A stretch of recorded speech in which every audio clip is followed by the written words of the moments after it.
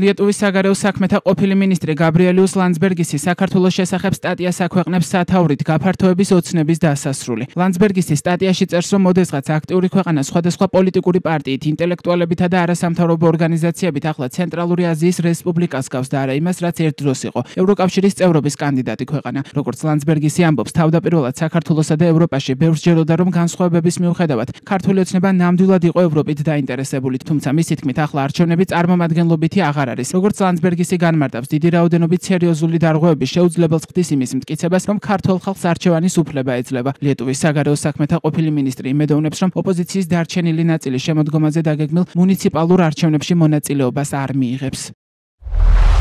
ყოველდღე 227 დღის განმავლობაში ამინდის მიუხედავად ქართველი ხალხი მათი ოდესღაც დემოკრატიული და კვლავ პროდასავლური ქვეყნის ძალაუფლების მიტაცებას აპროტესტებს. რუსთაველის ქუჩაზე შეკრება სულ უფრო და უფრო რთულდება, მაგრამ ისინი მაინც იკრიბებიან. თუმცა საპროტესტო აქციების დაწყების შემდეგ მთავრობა უქმად არძის. თავდაპირველად დემონსტრანტების ჯგუფი დააპატიმრეს და ზოგიერთს მრავალწლიანი პატიმრობაც კი შეუფარდეს. მას შემდეგ, რაც დაპატიმრებებმა პროტესტი ვერ შეაჩერა, მთავრობამ დემონსტრანტებს ჯარიმები დაუწესა. ისეთი შეგრძნებაა, რომ ქვეყანაში სიჩუმე დგება. ოდესღაც აქტიური ქვეყანა სხვადასხვა პოლიტიკური პარტიით, ინტელექტუალებითა და არასამთავრობო ორგანიზაციებით ახლა ცენტრალური აზიის რესპუბლიკას გავს და არა იმას, რაც ერთ დროს იყო ევროკავშირის წევრობის კანდიდატი.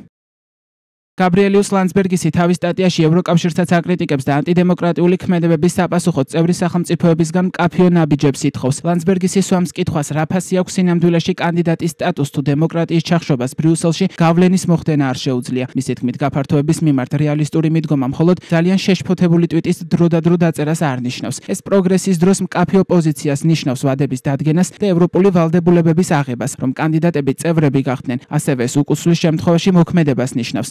Lietuvas საგარეო საქმეთა ყოფილი მინისტრი გაბრიელიუს ლანdsbergisi სტატიაში.